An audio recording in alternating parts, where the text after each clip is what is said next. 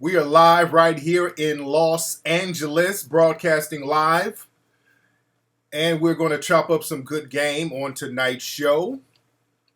The chat room is getting packed. The Ustream room is getting full. Shout out to everybody that's in the house tonight. Now, I had to play some of that old school world-class wrecking crew featuring Dr. Dre and Lonzo Williams, who will be calling in. Well, I'll be calling him shortly. We're going to be calling Lonzo, who was depicted in the NWA movie Straight Outta Compton. Love the movie, man. That movie, man, I'm so proud of everybody involved, man. I saw the movie twice. I saw it Friday, had to go see it again Saturday. I want to see it a third time. I liked it even better the second time. I want to see it one more time. My daughter wants to see it again. It's a great movie. Absolutely great movie, man. They put their heart into it. Very good movie, man. If you have not seen Straight Outta Compton, y'all need to go see that. What's up, Rod? Rod, are you still in Hawaii, brother? Yeah, but the movie was great. So there's a lot of stuff we're going to talk about tonight. Again, I can't wait to chop it up with Lonzo. A lot of questions we're going to ask. And all that good stuff. Let me thank everybody for speaking of movies, thank you for getting my pay-per-view film, my brand new lecture film, Code of Conduct, at TariqRadio.com. That's where you can get it. That's a bestseller right now, the Code of Conduct lecture film. My Atlanta stop on my Code of Conduct tour that I had this summer. A lot of folks love the game that's in that, so go to TariqRadio.com and get that. You said King Flex biopic. Who would play me? They'd probably get somebody. I don't want them to miscast a motherfucker playing me. They'll probably get Terrence Howard to play me. I love you, Peanut, man. I digress, man. But Straight Outta Compton was a great movie, man. A great movie, yeah. Yolonzo was the club owner. He was the club owner. They made it seem like he was kind of hating on the group. Yeah, that beginning scene was tight, man. That beginning scene with Easy was very tight, man. So they draw you in. They draw you in easily, quickly. That movie, man, just has no lapses to it. I mean, the whole thing, and it's long. It's a couple of hours, man, and the movie, it's just great. Yes,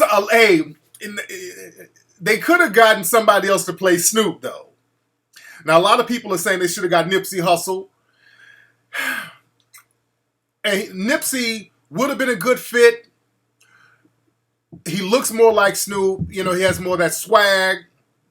But Nipsey didn't. They offered Nipsey the part, by the way. They offered Nipsey Hussle the part of Snoop, but Nipsey didn't have his album out yet. He said, look, you know what? If I do this role before I put my album out, I'm going to be looking like a Snoop imitator. You know, I'm going to look like I'm just rapping because I was in the movie. You know what I'm saying? So he didn't want to look corny with it.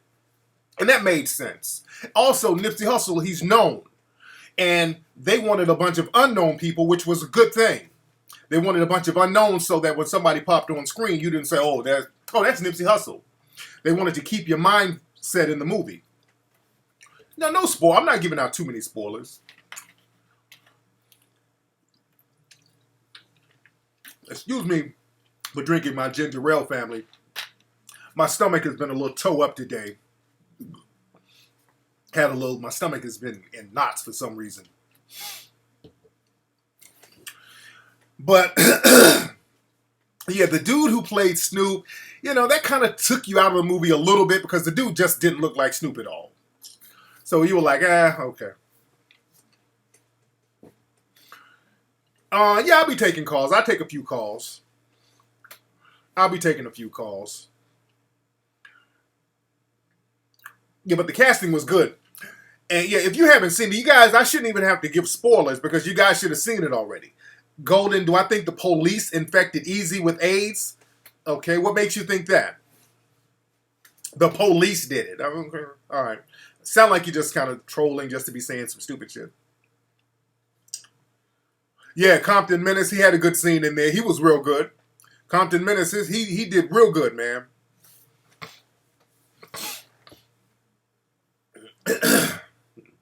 Yeah, I saw Easy's daughter. She liked the movie. I saw some of her tweets, and she was kind of giving her input on it. And there was a lot of scenes that were left, a lot of stuff within the storyline that was left out. A lot of people were saying, how come they didn't mention Miss LA? And the movie, they can only cover so much, man. You got to put a lot of stuff in a 2-hour time frame. Just like people get on us, how come you didn't say this about the Moore Science Temple and Hidden Colors? God damn. We only have so much information to squeeze in a 2-hour time frame.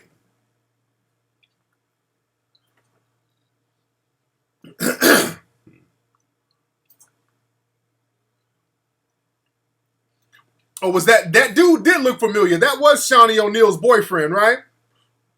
I knew that dude looked familiar.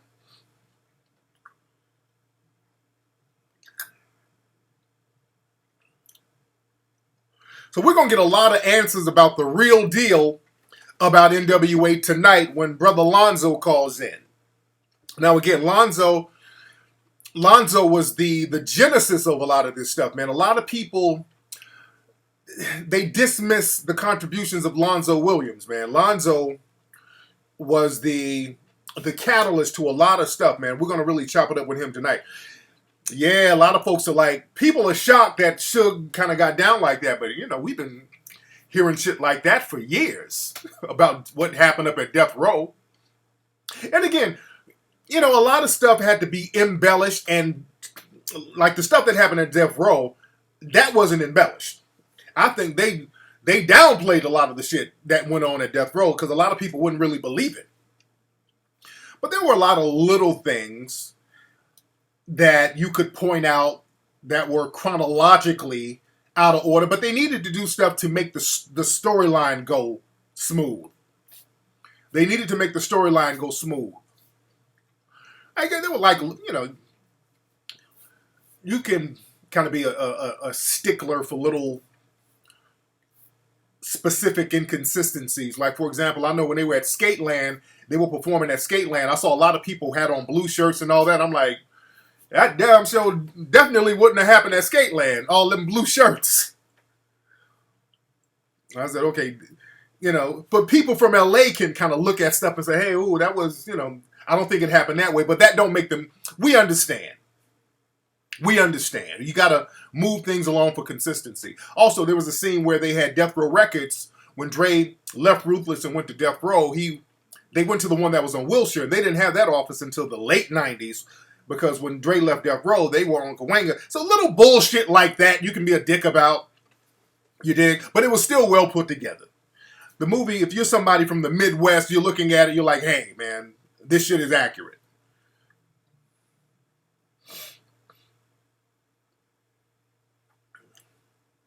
You say after Easy went to the White House, he mysteriously got sick and died in a month. Okay. Well, so who you think? Bill Clinton gave him AIDS? No, Quick wasn't in it. They didn't have no references to Quick in it.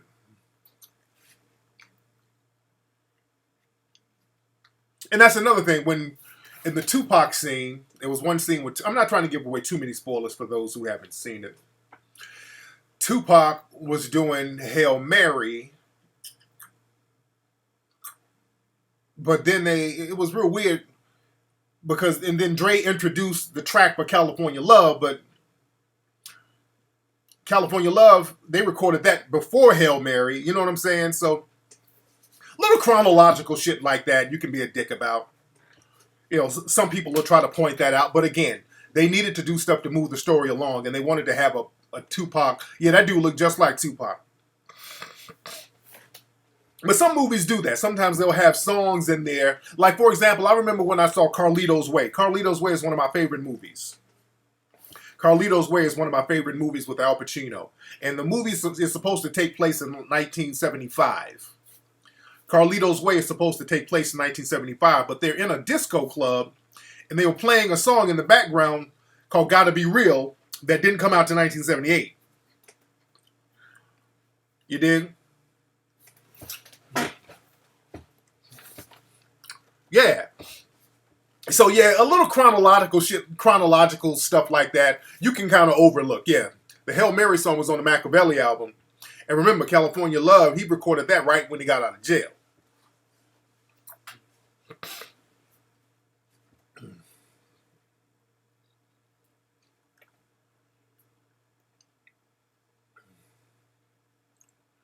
Oh, Ren, yeah, Ren did write a lot of stuff too. Ren did write a lot of stuff too, and a lot of people, Ren's story wasn't. They didn't go too much in depth into Ren's story, and it's understandable because again, Ren was kind of a low key dude. Ren was kind of a low key guy. Hold on. Ren was kind of a low key dude. So, outside of NWA, he didn't really do. He didn't take it to the next level that Easy took it to with Bone Thugs and all his other groups. He didn't take it to the next level as Cube. Cube got into the acting game and he had more platinum albums. Dre became a phenomenal, just a brand within himself. So Ren didn't go to that other level. So again, that's why they didn't put as much emphasis on the story of Ren. But Ren, we got to give Ren a lot of credit though, because Ren and Easy were really the only real gang bangers in NWA. Ren and Easy were the only two gang bangers that were in NWA. They were from Kelly Park Crips, from Compton. And if y'all remember, where are my LA people?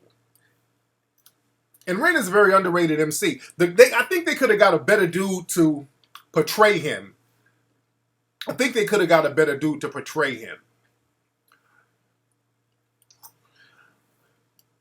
But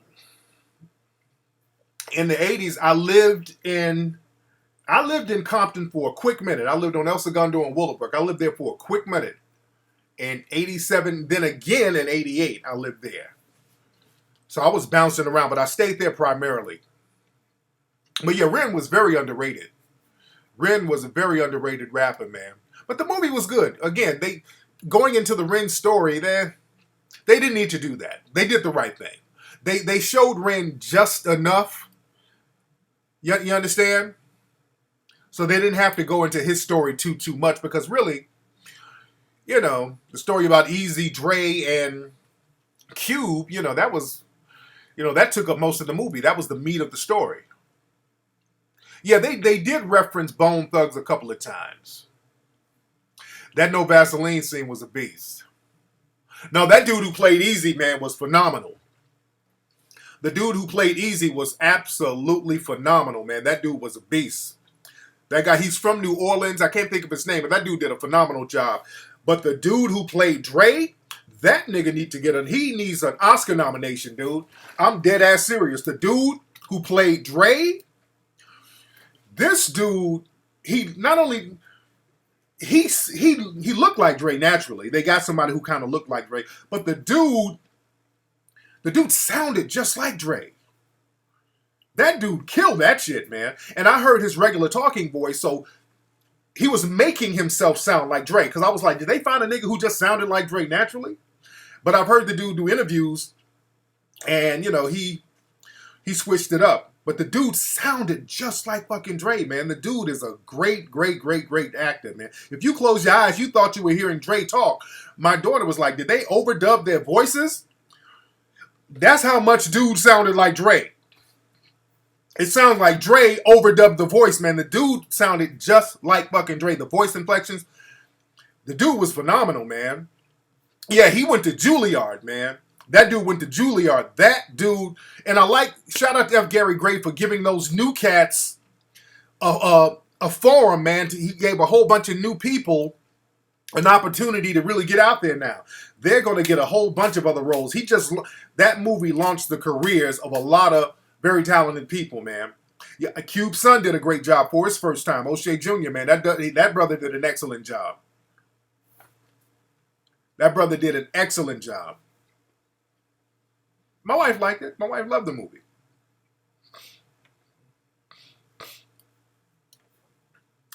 But you got to understand, Ren and Easy. Well, I'll say Ren mostly, but really Easy. But both of them, they were the realest. Ren was the realest cat in the group. I'll put it that way. I'll say Ren was the realest dude in the game. Y'all remember, if you're from LA, y'all remember this album cover, the NWA and the Posse album. This is from like '87. Y'all remember this cover right here? Hold on.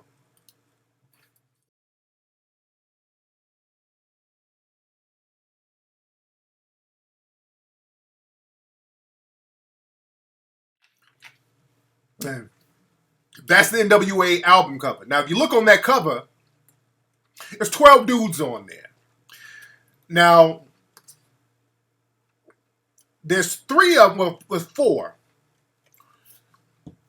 Four of the dudes on there are in t-shirt and khakis or Levi's. And all of them are from around the Kelly Park Crip area. That was DJ Train, who died. Rest in peace to DJ Train. He died in a house fire in the 80s. You had Easy, you had Ren in the t-shirts and Levi's, and you had one of their partners named MC Chip, who's not in the music industry. So they were the only ones who were looking like real gangbangers. And they were the ones who were from Kelly Park Crips in Compton. The other people, now they're on the left. All the guys with the t-shirts and the jeans are on the left. Let's look at this picture again.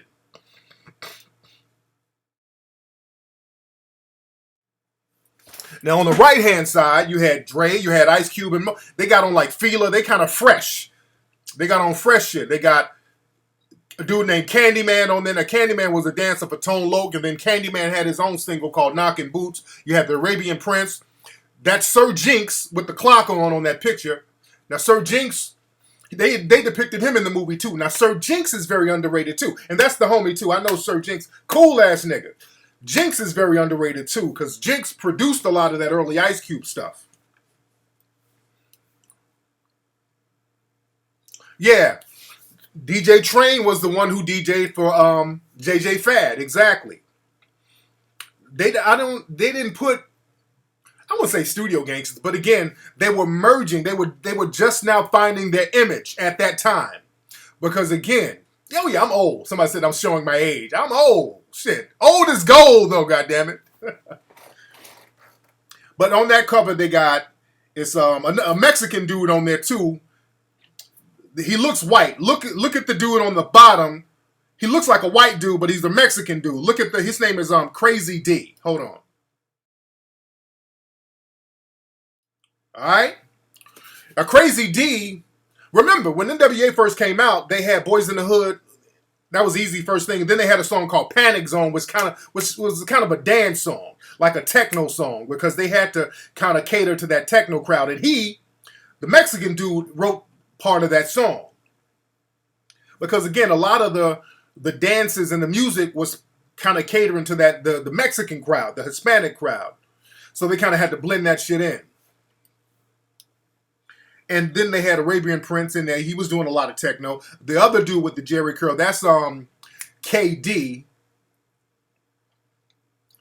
He what did he do? He did some stuff with Ice Cube too. He cut his Jerry curl off and did some other shit with Ice Cube.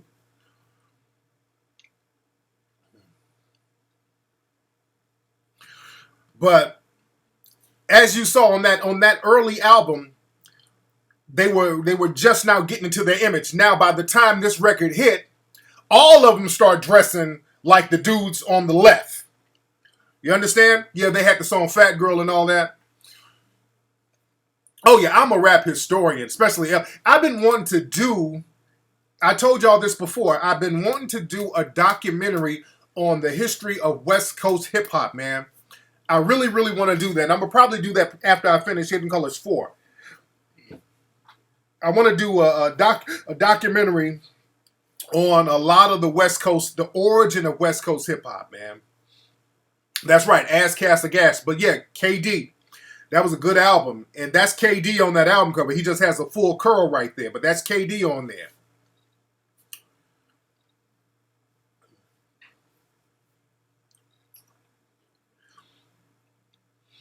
But again, when that NWA album hit, not the album, it was really a single / EP.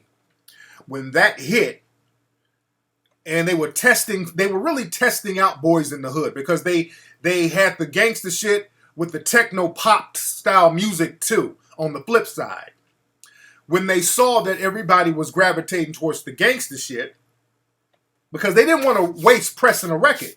You press a record, and you kind of want to. You don't want to waste that pressing.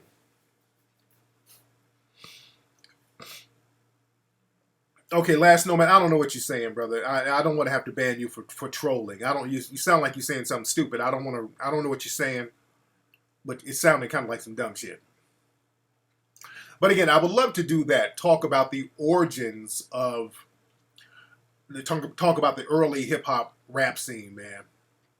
Out here in Los Angeles, on the West Coast. We're heavy in here now. We got a lot of folks in the room now. Mac Avenue Rants. Who we got? We got a lot of folks calling. And again, I know that, dude. You say West Coast hip hop is more than LA. That's true. But I think the Bay Area, that would have to be a separate story within itself. That would have to be a separate story within itself. Is Last Nomad? He is trolling hard. Okay, let me ban him real quick. All right, Last Nomad. I went on and got you up out of here. Let me see who's calling here. What's up? Who's calling? Yeah, it's Rodney from New York. Rodney from New York. How are you, sir? I'm good. And you? I'm good, man. You just woke up from taking a nap? No. I'm just chilling, listening to the show. What's on your mind, Rodney? Yeah, I had a question. I just wanted to know how do you get that respect from people after you've been able to you've done what you were supposed to do and they're still not respecting you? You got to put that in a context because it can go either way. I don't know what context you're putting it in, sir. So you got to be a little more specific about the context in which you are putting your statement in. I don't get what you're saying. Like in the sense that people have to take you seriously, you know? Well, either they take you seriously or they don't. If people choose to disrespect you, you don't deal with them. It's just that simple. If people are disrespecting you, even though you've established that you are supposed to be respected, and the problem is, if you are being disrespected, that means that you are not self-sufficient enough. You understand that? Because only self-sufficient people can really demand respect. People who are independent of those who they need respect from. Think about that. You got to be independent of those you need respect from in order to get respect from them. I'm going to say that one more time so y'all can catch that. You have to be independent of those who you expect to get respect from. Meaning that you cannot be dependent on somebody and then try to get respect from them. You understand? You got to be the kind of person You got to be the kind of person who can thrive and survive without their respect or not. That makes sense? Yeah, that makes sense, man. And did you have anything lined up for that Million Man March weekend? Like any lectures or anything like that? No. I'm gonna go out there and just chop it up and just be out there with the family. You know, I don't plan on doing any lectures myself. I'm just gonna go out there and just vibe with the Melanoid brothers and sisters, man. All right, but thank you for the call, Rodney. All right, thanks, man. Yes, indeed. Yeah. Respect is something that you gotta. If somebody's not respecting you, and you're talking about you doing everything you're supposed to do to get respect, that means you're dependent on somebody. And you're still wondering how come they're not respecting you, that means you're dependent on them. Because you got to be able to charge a motherfucker to the game if they don't respect you. See, that's how power works, man. You got to be able to punish or reward those who are not doing your bidding. And the first bidding is respect. If somebody's not giving you respect, you got to be able to punish or reward, and you can punish by your absence. You can punish by your absence because, look, if you're the person who's independent and you're bringing shit to the table, you can say, look, I'm going to take me and my tangibles and my assets off the table and I'm going to take them elsewhere. You dig? So either you respect or not. If you choose not to respect, well, then we have no more dealings. If people are choosing to respect you, then there's a reason why you're sticking around. Either you like being disrespected or you're dependent on them. I choose to bounce. I bounce fast. Dude, I've been to meetings before. I've been to meetings with multinational production companies, major media companies, and if they done shit, there was one network. It was a really good production company that does a lot of major television shows, and they were interested in doing a show with me. And I remember they kept me waiting in the lobby for like 45 minutes. And I thought to myself, first of all, I'm like, I can be out here making paper. I can be doing better things than sitting in this fucking lobby waiting on this producer to come out and holler at me. I'm not a starving artist. You know, a lot of people, man, you know, when you go into these production offices, they get people who are they're just ready to go in there and suck the first dick they can find. I'm like, I got business. I'm missing out on money out here in these streets. I got things I need to be doing. So I got the fuck up and left. After like 45 minutes, I left, and they called me about 15, 20 minutes later, like, hey, where'd you go? I'm like, dude, I bounced. Because if y'all were really, really serious about doing some shit, y'all would come out and just start doing business. I don't think if y'all were really, really serious about doing something, y'all wouldn't have me sitting in your lobby for 45 minutes. You dig?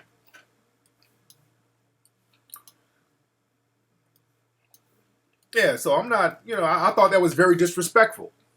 And the guy was trying to explain how hey man, you know, I've been to meetings, Tariq, and I've sat and waited for an hour, well, but I got better things to do, man.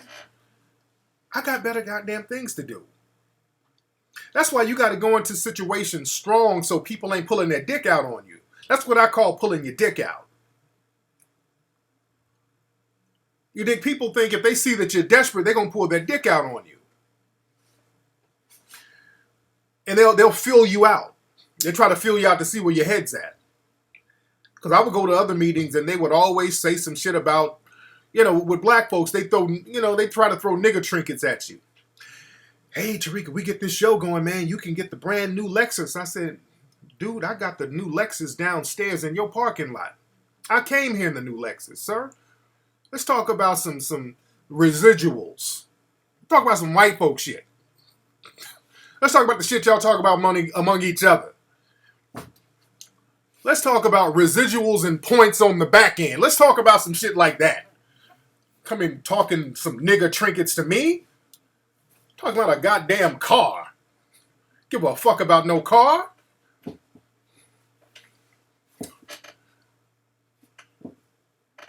They be looking at me like, dude. That's why I'm so proud of Ice Cube. That's why I'm so Ice Cube. Y'all look at the NWA movie. They did the same thing with Cube in the group. Jerry Heller came in with some nigger pennies, as my man Star from Star and Buck Wild says, nigger pennies. You know, there was a scene, and this is common knowledge if you know the history of NWA. They had $75,000 checks for everybody, and Cube was like, hey, that's my money anyway. I don't, you know, they gave you the contract. You know, that's an old trick that the white supremacists do with niggas. They give you here's the contract, and a check is right here. Here's the contract and a check. Now, if you sign the contract, you get the check. That's an old trick. You know, we'll give you the money we owe you if you sign this check. You see that? That's an old trick they play. And they get a bunch of hungry niggas, and then they start pumping that car shit in your mind. Yeah, man. First, they'll start throwing the new car shit. Hey, you get the car, you get the Benz, you get the Bentley. Oh yeah, I'm gonna give you this check, but you need to sign this contract before I give you this check. And Cube was the only one that said, wait a minute. That's my money anyway. Y'all been supposed to give me that shit. Out of all these songs and shit I wrote, all this shit is because of my song. Give me that money. No, you're gonna have to sign this check. And Cube was like, eat a dick. The smartest one. The smartest one at the time. He was the smartest one.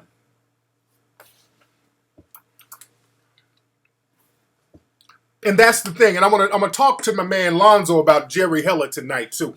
But you can see, and I've heard Jerry Heller do interviews, and that's another thing, folks. When you do business with suspected white supremacists suspects, black folks, please listen to me, black folks. Let me give black people some advice. Stop when they come to you talking about you're like a son to me. When they come at you on that father figure shit, the white supremacists are very good at that with black folks. They are so good at doing that shit with us, and we fall for it every time. Y'all, please stop going for that bullshit. Please stop going for that white daddy shit. They do that with a whole bunch of athletes. They love doing that with athletes because they know that a lot of niggas come from single mother homes, so they go in there playing that white daddy role. Hey, you're like a son. I'm going to take care of you like a son. And they fuck you blind. They fuck you blind, man. Y'all, please stop going for that. And that's what happened with those with NWA, especially with Easy. That's what happened with him. Even to this day, Jerry Heller's running around. Easy was like a son. Man, the family, they accused Jerry Heller of fucking Easy out of paper. And Jerry Heller, he loves going around, and I might have to interview Jerry Heller, to hear his side. But Jerry goes around like, hey man, the deal was the deal. If I was so bad, and if I was ripping everybody off, how come they never sued me? He likes to kind of play that card. And the thing is, the reason why... Hold on 1 second. My wife is texting me, asking me. Hold on. Yes, but give him more. All right. What did I say? My wife texted me some shit. So he likes going around talking about, yeah, if I ripped him off and all that, if I was so scandalous and I was such a ripoff and all that, how come nobody ever sued me? Well, the thing is, they didn't sue the dude because they trusted him to make sure the deals were good. So they trusted him. So they signed whatever he put in front of them for the most part because they trusted that he would look out for them. That's like your accountant fucking you, and you hiring somebody to help you not get fucked by everybody else, but they're fucking you. But you can't really sue them because you signed everything.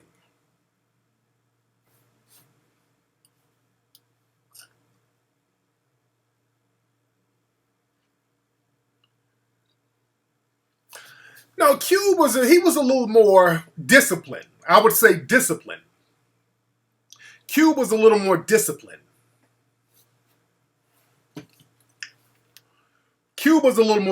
Let's see who's on the phone. What's up? Who's calling? Hey, what's going on? This is Red from Washington, D.C. Hey, what's going on? You called before, didn't you, Red? Yes, indeed, a couple of weeks ago. Okay, I remember your voice, man. That deep, very white voice. What's going on, Red? Hey, nothing much, man. I have a slight dilemma I was wondering if you could help me out with. Okay, what's going on? What's happening? All right, so long story short, I was put into a situation where I had to leave my job, so I left. Okay. I was making money sideways for a minute, but I stacked up enough money to where I'm just ready to go back to putting it all into my own business and doing my own thing. Okay. So the person who I was getting money with, my partner, my guilty conscience is kind of starting to get at me, for some of the shit that we've been through. Okay. And so, I'm not really loose because, it's my partner. But, it's like she's starting to see the weakness in my game because I'm just not really on the same shit that I was on, when we were jugging, So I'm trying to go straight, trying to put everything, into my business and my own thing. But I'm trying to hold that situation down. How do I manage that? Now you said your partner, is it a chick? Yes, it's a shorty. Okay. So y'all out there in the streets getting paper, and she wants to get back in the game, or what's the deal? Well, here's the deal. I don't think she necessarily wants to get back in the game, but it's like I don't have a role for her. I don't have a position for her. Right. You know, it's like, you know, we've been through what we've been through, and you know, we tight. You still my nigga, but it's like I can't. We can't get it the same way we've been getting it. We got to move on to other shit. Right. You know, and it's like it's like being that my mindset is that way, I'm not giving her the same game that she's used to getting from me. So she's giving me a different type of response. You see what I mean? Right. So it's like, how do I manage that situation? You know, what's the best way to do to deal with that? Do I got to charge it? I think you're going to have to charge that. It's just like the TV show Power, man. On the TV show Power, which is one of the greatest shows on television right now, the character Ghost, he's trying to get out the game.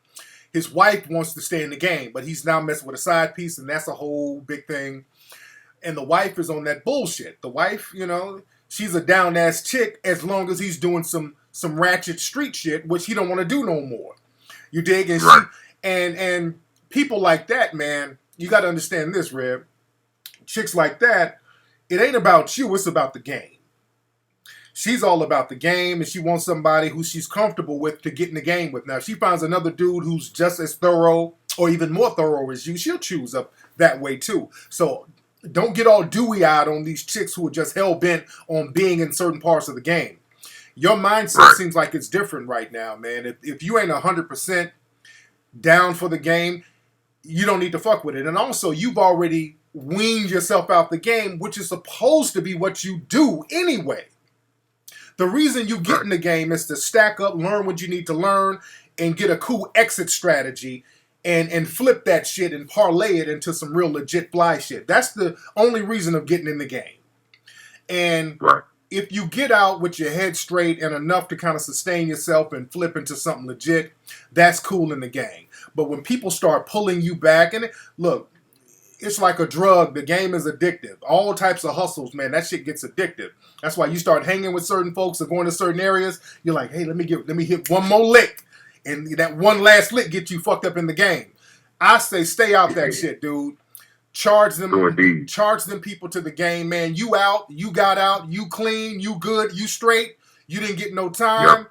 You cool in the gang. Niggas didn't try to body you. None of that bullshit. Leave that shit alone. Charge the motherfuckers to the game, man. You feel me? Indeed. By any chance you have time for one more question? Go ahead, fam.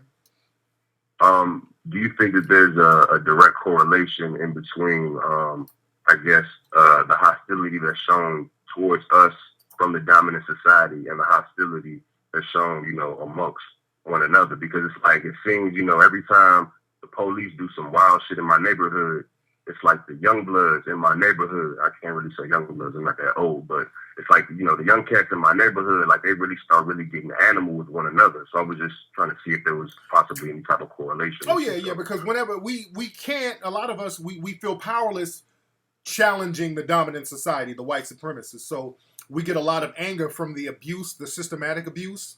And then what happens is that we start abusing each other. We take that out on each other because we can't get it on them. You dig?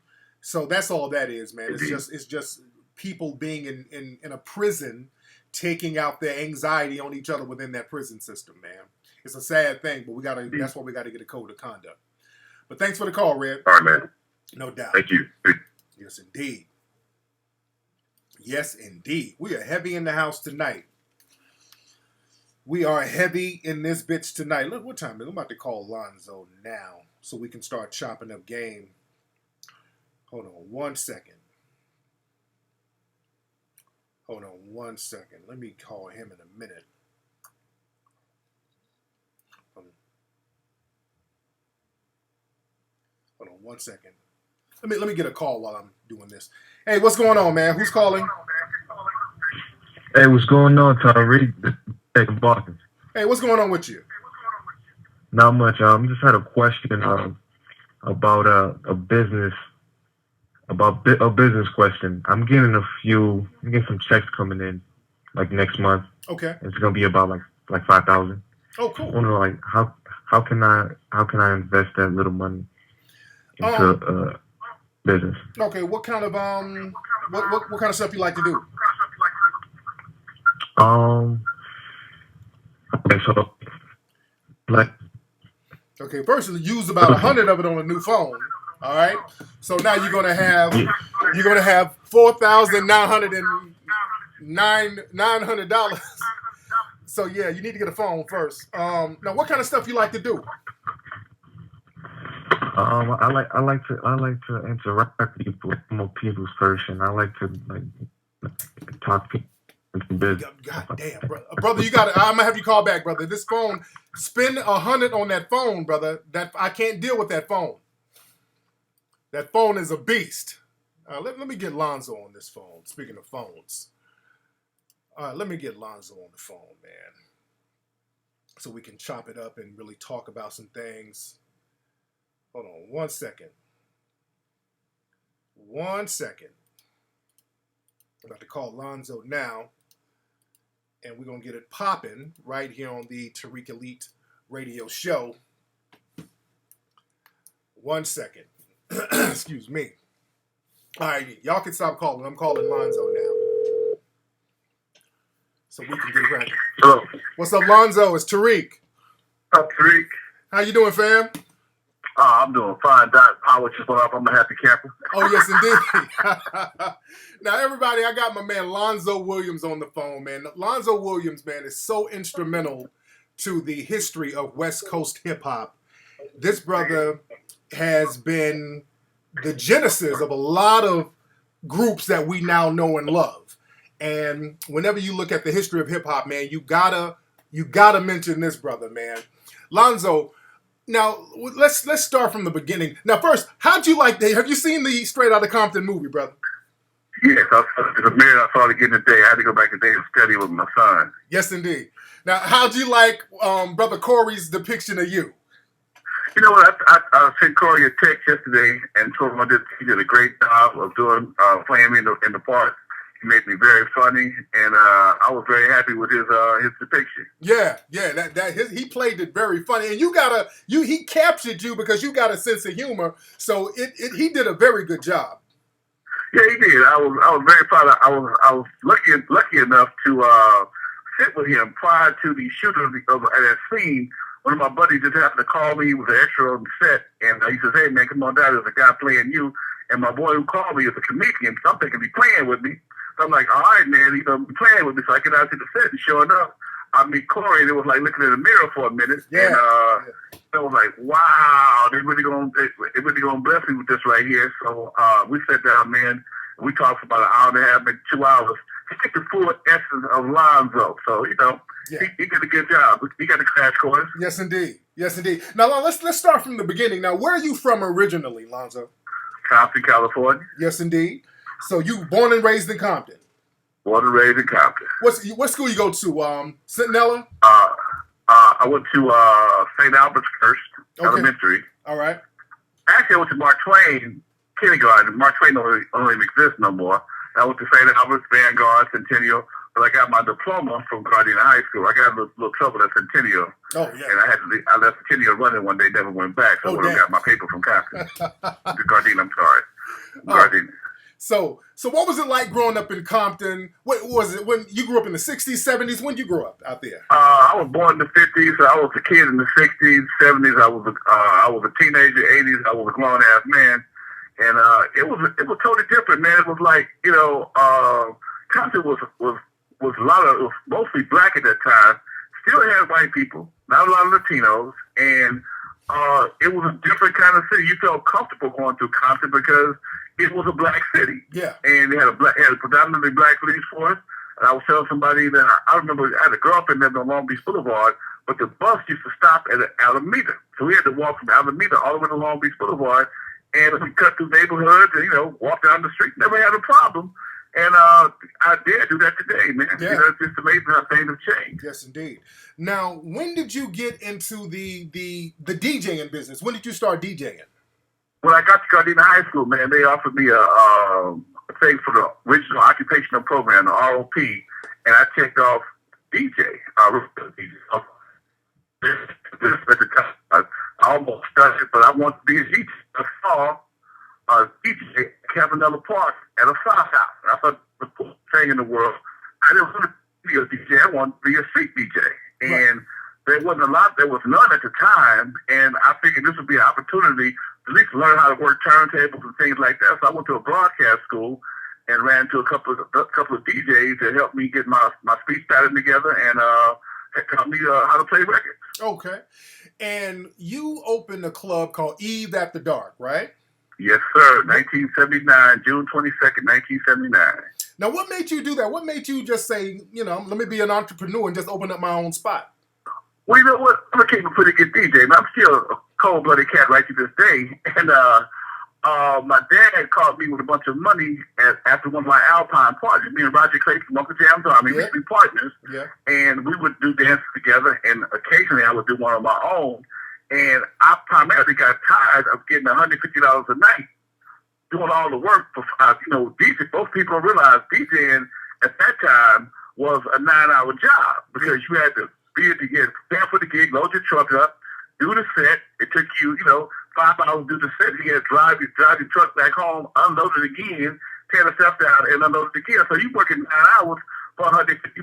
It sounded like you was making a little bit of change, but when you break it down, you ain't really making no money. So I got the taste of promoting with my car club, the Caribbean Vegas, over at Chester, Washington. Yeah. And that night we must have made about, me and my boy must have split up about $1,000 after everything was paid. I had like $500.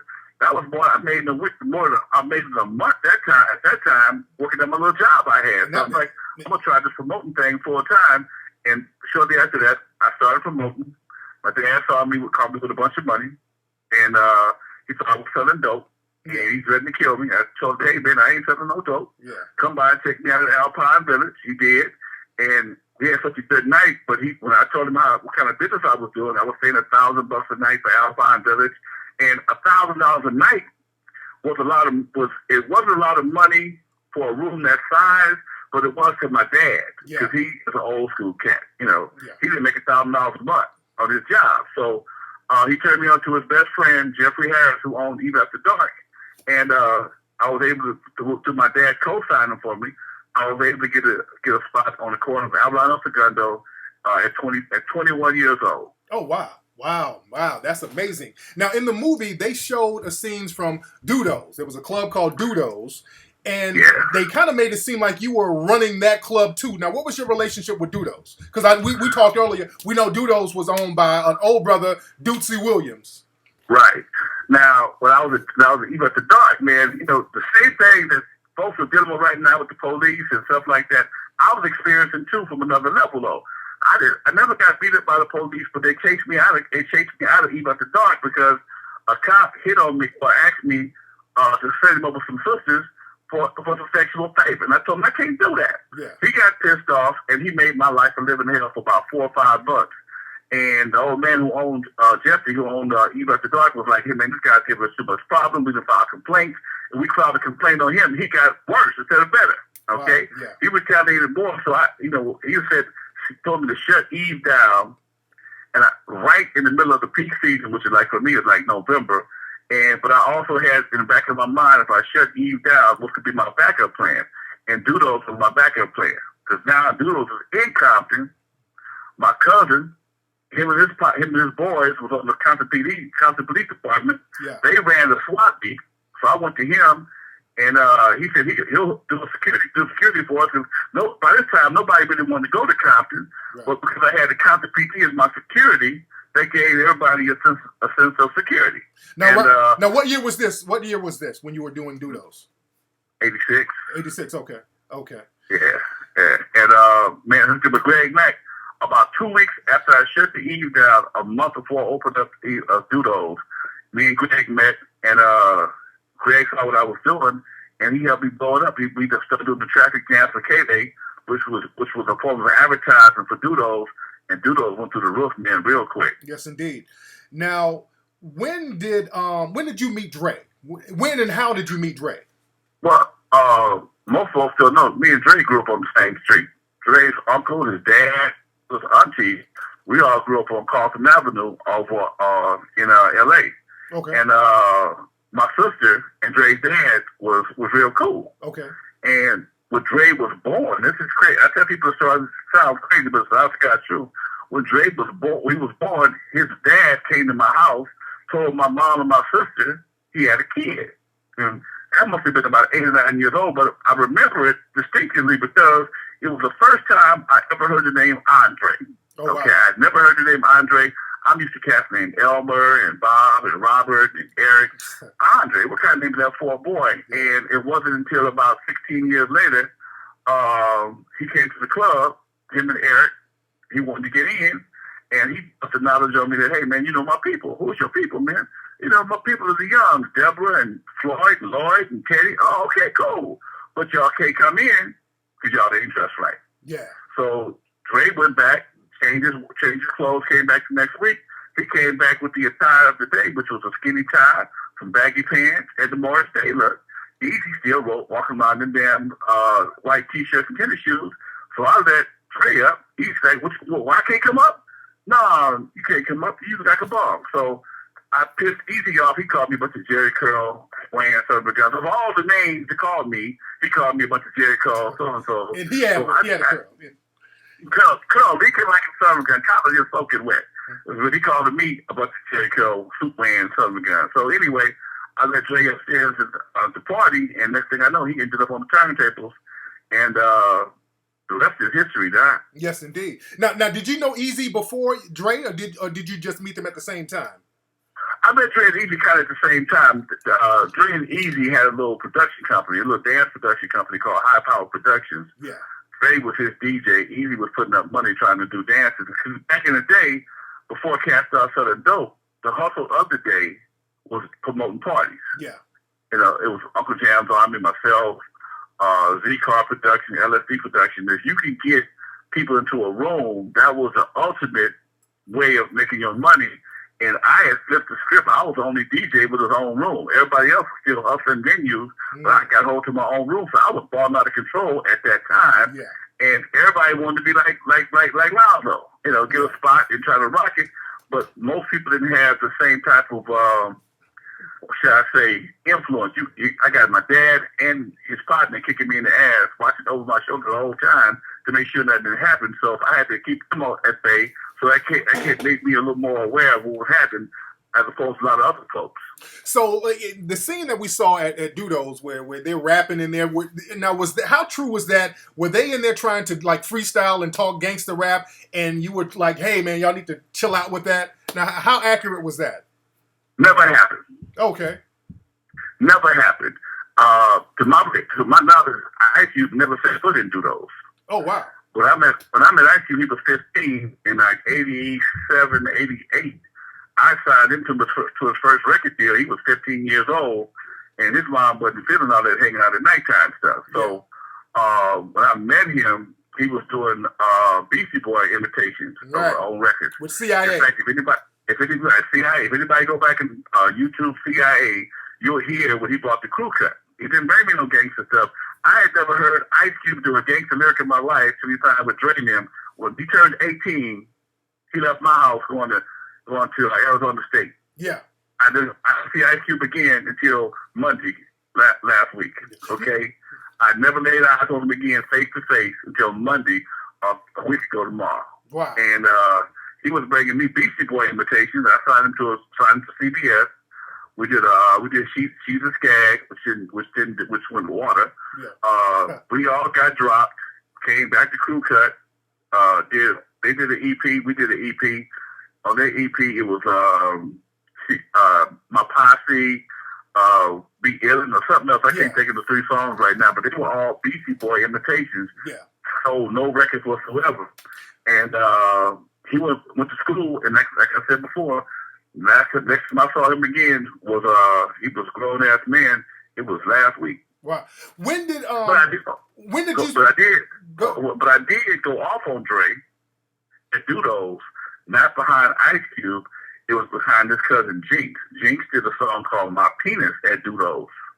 I went off on him behind that because I got a room full of kids and I got the police as my security. You put me in a bad position talking about your penis in front of all these kids. So yeah, I did go off on him about that, but it wasn't, Same scenario, different person, different reason. Oh, there you go. Now, when did you start Crew Cut Records and start working with Macola? I started Crew Cut Records like in '83.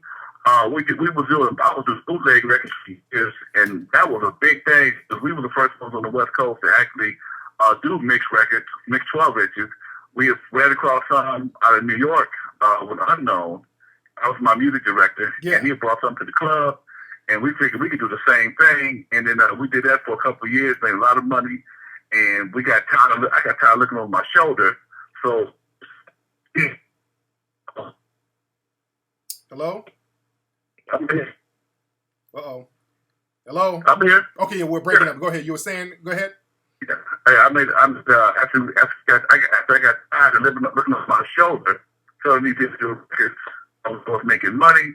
I decided to go legit with a song called Flight. I just been Flying and Tail. Harry Yeller was doing it. They put it together real quick. It went aluminum, so it was cool. Now, when you did Crew Cut, I know you. When did World Class Wrecking Crew put their first song out?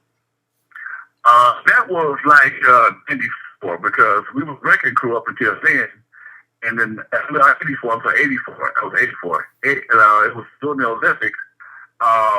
When we were actually just a Wrecking Crew, and then we got a letter from a lawyer in the violation of trademark, else, and then what was it? It was so it was during the Olympic time, and I kept hearing the phrase world class swimmer, world class runner, world class athlete. So I asked the phrase world class, and that's expected to be okay. He said yeah, and that's how we did it. I definitely '84. That's when we took it. So the name World Class Wrecking Crew, y'all started using that name in '84. Now, right. What year did Turn Out the Lights come out? Because that was a huge hit for the Wrecking Crew. I think it was like 87, dropped into 88. So y'all recorded 87 was last year's contract. A contract with Dre them was expiring in November of '87, and then we dropped a lights in '88. But I had no clue because it was also notorious about it. Oh. Now, when y'all did Turn Out the Lights, now didn't y'all have another female named Mona Lisa doing the vocals with you guys? What happened with her, and how did y'all end up getting with Michelle A?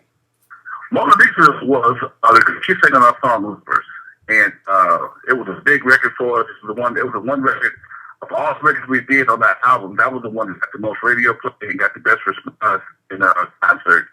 So when everybody we left CBS. And I'm back. Hold on. The phone. Hold on. Our connection. Hold on, brother. The connection is real bad. Are you in one spot with you? Because the connection is going in and out. Hello. I don't know if that's on my end or your end. Hello. Yeah. Okay. Can you hear me now, brother? I was up the sound. Is it good? Yeah, still kind of. Are you moving around because the phone is going in and out? Oh, I got a better signal. Hold on, let me see something because I want to get a good because I don't want to miss nothing. Hold on 1 second. Let me see something. All right, can you hear me now, brother? Okay, let me see this. Okay, we got law. Let me call him back. We had a little disconnection. Let me call him back. There's a lot of stuff I want to talk about here. We're going to get him.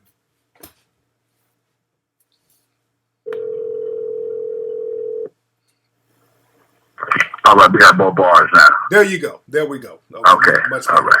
So you were saying about the y'all hooked up with Michelle A. How? Michelle A. Man, Michelle A. came to me to a friend of mine. I forgot the brother's name. I had just come off a tour. I just got home on Sunday night, and I had a date. And he begged me, "Hey man, I got this girl. You need to hear." Back at that time, everybody and his mama had somebody they want me to hear sing, rap, or dance, or rivet, or some shit, whatever it was. And so I let him come up to the house, and she never said nothing. Went to the studio. I said, "Sing," and she wouldn't sing. And then she turned her back and started singing. and her voice was so dynamic. I'm like, I couldn't believe it. I walked in front of her, and she kept singing. And then I was okay. She got good pipes. And I said, "Oh, you been singing, baby?" And she said, "I've been singing for." I said, "Oh my God, something got to be a joke." Wow. And that was about a year or two before I cut turn off the lights. So when I got ready to turn off the lights, Mona Lisa wasn't available. She was in the studio in Connecticut with Kashif, and I was kind of under the gun to get something happen. And I decided to give Miss Chalet a call. First time in the studio, never been in the studio before. And oddly enough, instead of like Mona always drink hot tea or hot coffee. She wanted 2 milkshakes from Jack in the Box, 2 strawberry shakes from Jack in the Box. Yeah. Just suppose she started to sing. Wow. So we stopped by Jack in the Box, bought her 2 shakes, and she came to the studio and sang, but she couldn't sing my signature note that I think I had on Lovers. And Dre, Yella, and everybody in the studio did not want her to do this. Okay? They fuck her, I don't know, I can't cuss, I ain't gonna cuss. I'm gonna use my Trish vocabulary. Forget her, man. Man, wait for Mona. No, we can't wait for Mona. I got to get this thing out now, blah, blah, blah. Make a long story short, I put the executive rank and the engineer Donovan, who they didn't mention in the movie as well, punched her in enough time to make it happen, and that's how I jumped off. Oh, that's cool.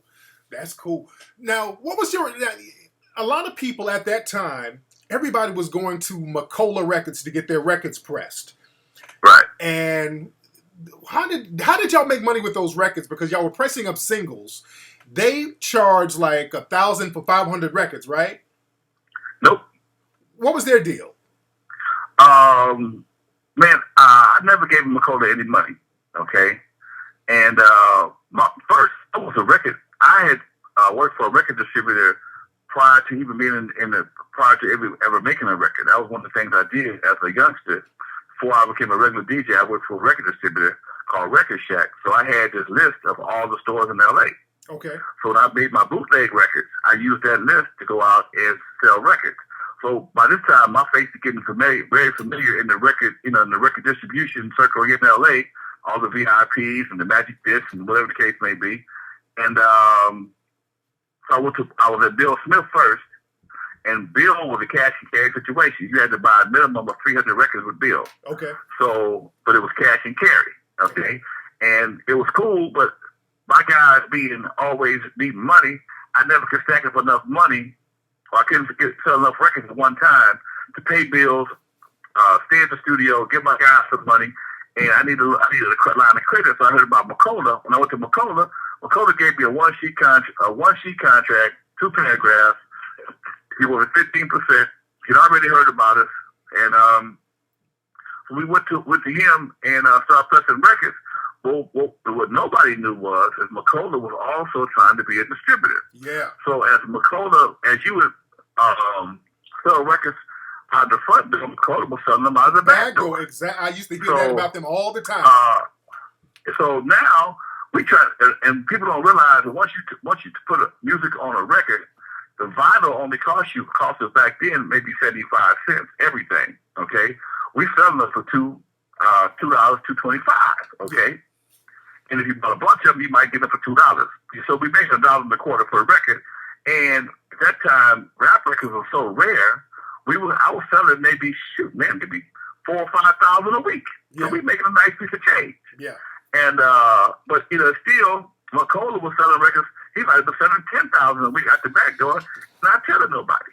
Yeah. So because I had my own distribution network here in the streets, in the SWAT meets, or whatever the case may be, I was able to survive, but then we started getting phone calls from places outside of the city, outside of LA, Texas, Louisiana, and that's when we found out we were being bootlegged. Yeah. Well, I can't call it bootleg because they were just backdooring the records. Egyptian Lover said that happened to them with Macola.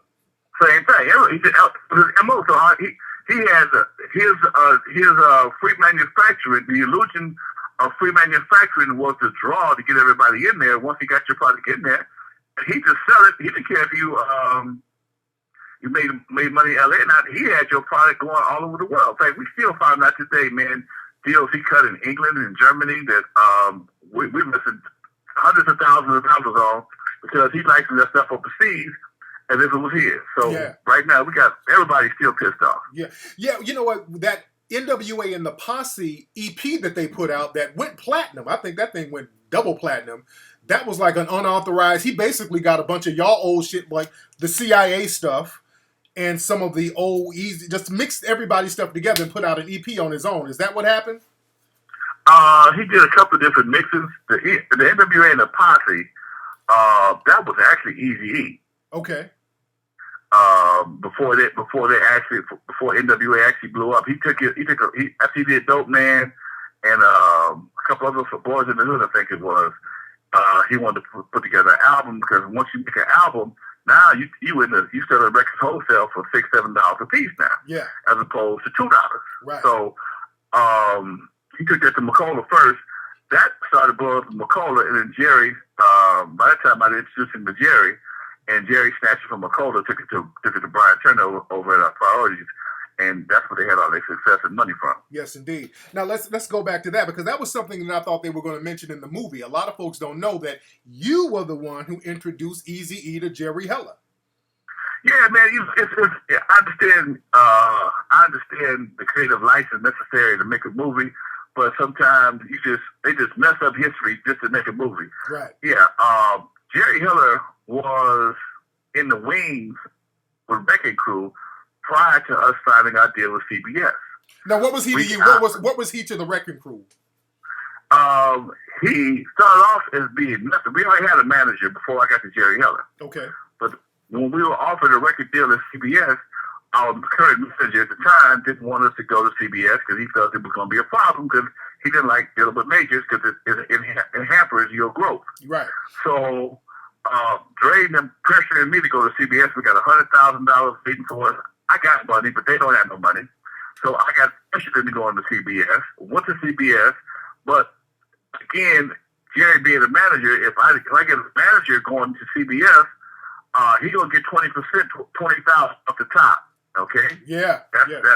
So I'm like, why am I gonna give you $20,000 for a deal I already got? Yeah. So I could deal myself with my lawyer. Okay. Yeah. Me and my lawyer Ken Clavens got my deal at CBS. It cost me $7,500. Okay. Mm. So now, once we signed to CBS, I signed to Jerry. Okay. Now Jerry, by me doing that, he knows I'm not stupid. Okay. You can't run. I do math too well. Simple things. 20% to 20,000. Blah blah blah blah blah. You're not gonna run the same. You ain't gonna run game past me. Yeah. Okay. Yeah. I've been a businessman for 5 years already. I am 27, but I had a club since I was 22. Yeah. So I understand basic business. So I signed to Jerry, and they also signed the Dream Team shortly after that. So we were kind of competing at Wrecking Crew versus the Dream Team. Yeah. And Jerry was our manager. Maury Alexander represented the Dream Team, but they had a company called Heller Alexander Management or something like that.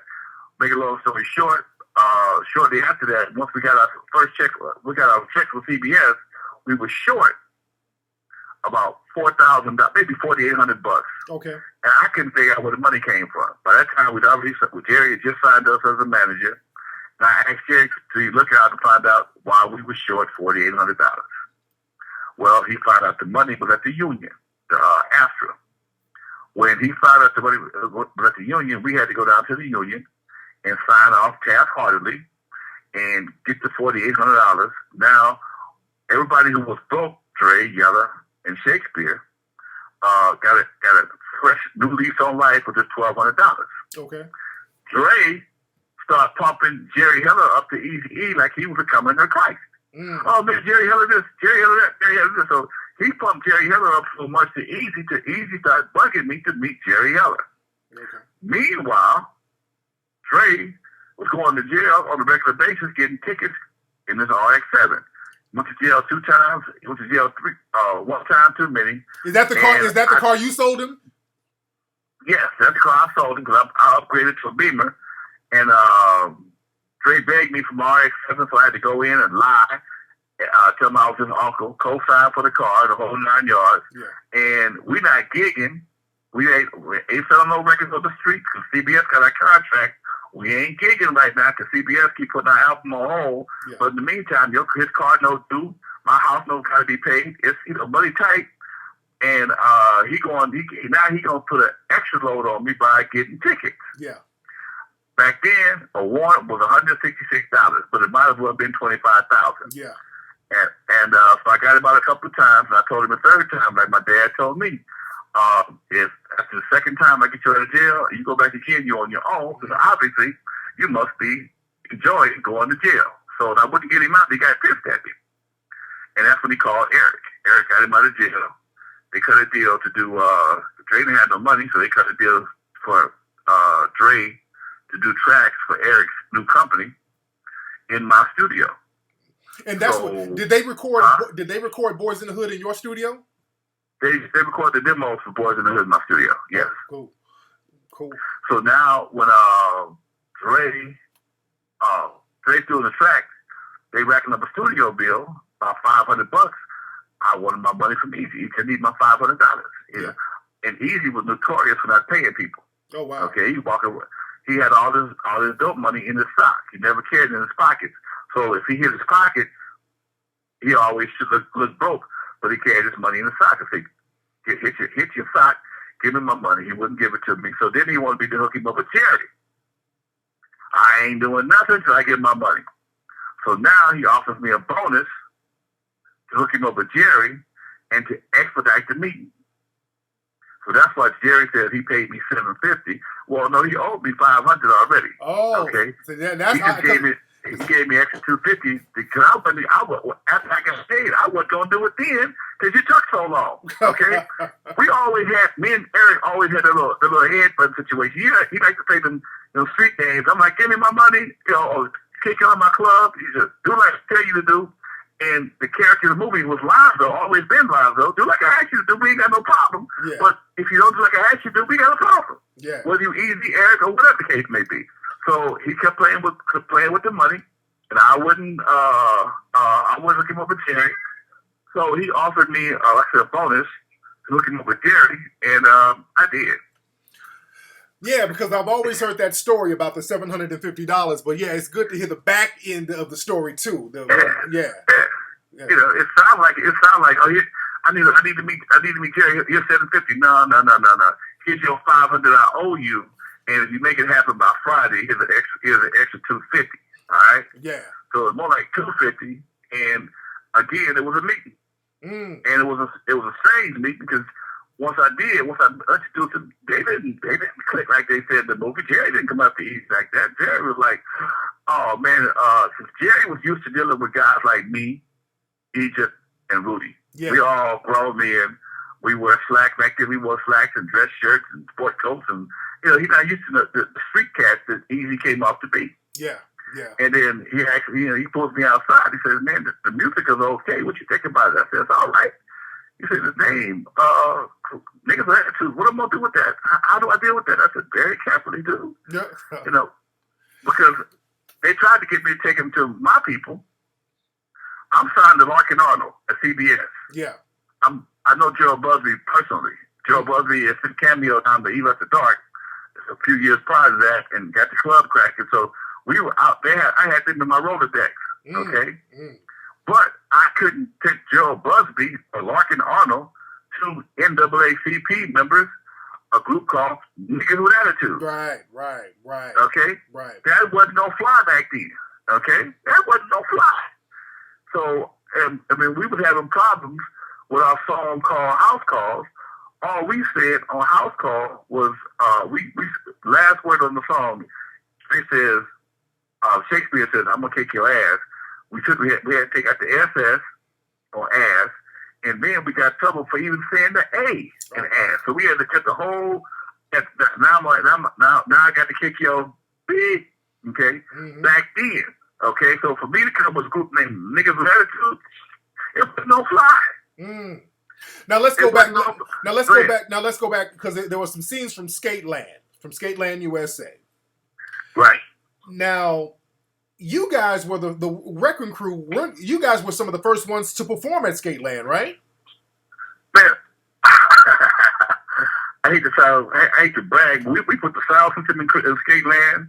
We did the grand opening of Skateland. I ran Skateland and Doodle simultaneously. I had Skateland on Saturday, Doodles on Friday. That's how we was doing it back then. And Wrecking Crew was the baddest promoters on the east side. Mm-hmm. Okay, we had our own club. We left, unlike most people, when they shut down one club, they go out of business. We left that club, went right to Doodles. When we got to Doodles, Craig Schlesinger, the owner of Skateland, he was putting it together. We talking, and he's like, well, come on to my spot on Saturday night, okay? And we did. Yeah. And we did a skate dance parties every Friday, every Saturday with Skateland until we blew up and started going on tour. Yeah. And that's a success of Skateland. So we was on the road. We had to stop doing Skateland and Doodle. That's why I'm saying you couldn't. Ice Cube could have never been at Doodles. Not before I met it. Because I didn't meet Ice Cube really until after we got to CBS. Okay. Yeah, because everybody went through Skateland. They had a lot of the East Coast acts would go to Skateland too, like Grandmaster Flash, Latifah, LL. Everybody went through there, and I brought the Real Roxanne through there. I brought Real Roxanne. Oh damn, man! I had to look and see. I know I brought the Real Roxanne because we had problems with that one. Well, what happened with Roxanne? What happened with that? Well, the promoter I was working with, I was going through a so-called agent, and the agent was living with somebody. I gave the guy the money, and I guess he didn't pay his rent or whatever, so he ended up using my deposit to pay his rent. So when she got to town, she hadn't received no money. Oh wow! So I had to come out the pocket for the whole amount the night of the party, and I'm like, dude, what happened to my money? Okay, so I got a full house waiting to see the real Roxanne, and I'm thinking they've been paid half their money. I give her half her money. She's like, no, what the other half? I said, you ain't got it. Oh wow! And homeboy dropped his head. If he dropped his head, I knew it was a problem. Oh shit! Yeah, we had salt and pepper there too. I know I brought salt and pepper and the real Roxanne. That's when Dre met Herbie Lovebug and decided he wanted to be the best producer in the world. Because at that time, Herbie Lovebug was the man. Yes, he was.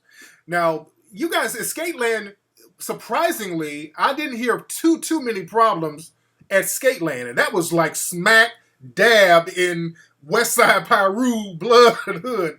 It was, you didn't hear too many problems though. Well, again, one, I'm from Compton, okay? Yeah. I've never been gang affiliated personally. Yeah. I've lived in blood territories most of my life, but I've never had any gang affiliation, okay? As a mobile DJ in LA, I'm doing the Queen Mary, I'm doing Alpine Village, I'm doing Biltmore Hotel, so I didn't have a really gang-based clientele, so when I did stuff, people would follow me. At that time, the ratio for gangbangers to civilians was a lot lower. Right. Okay, it wasn't like it was shortly after that. For a while, maybe only 10% of the clientele may have been actually gang members. Right. Okay, so everybody else was square. Mm-hmm. So unless you was really in it, nobody messed with you. So I kind of specialized in the squares.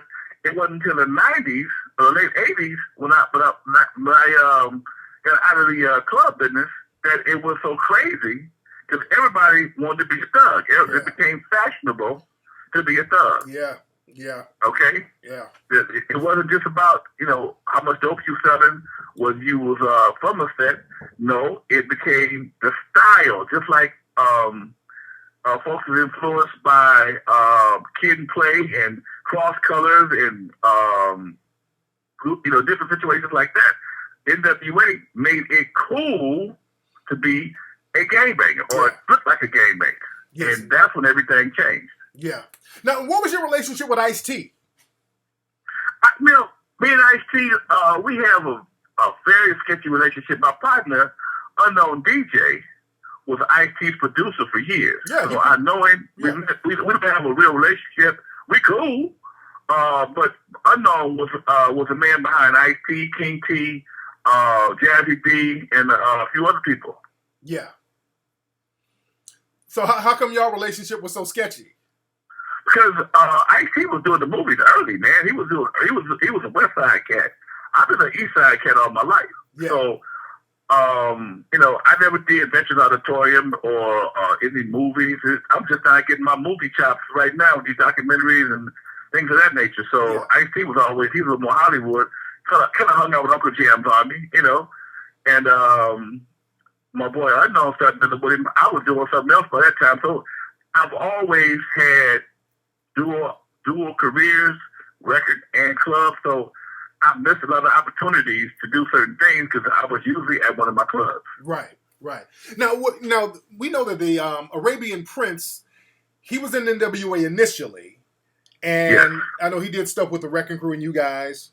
Now, was he ever a member of the Wrecking Crew or just a satellite member? What was his relationship to the Wrecking Crew? No.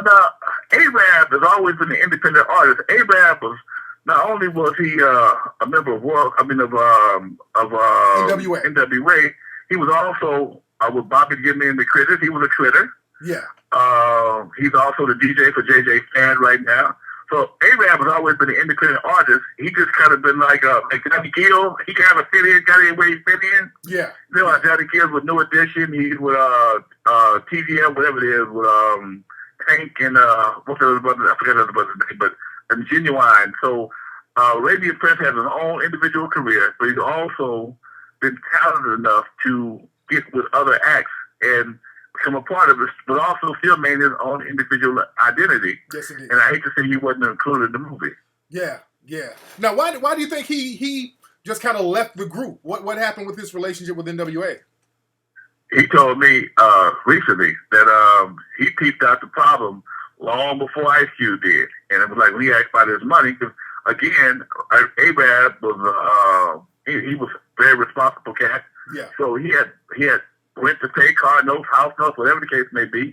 He didn't ask for money. He was living with his mom. He was asking for money to take care of his bills, and he kept getting the Jerry Heller Easy E runaround. Oh. So he ended up leaving and suing. Okay, and but he left in a smooth enough manner. They didn't make a diss record about it. In fact, later on, he bought him JJ Fad. But even now, there's a lawsuit behind that. Oh wow. Now, what's your relationship with Jerry, or when did you stop dealing with Jerry? When you stopped dealing with him?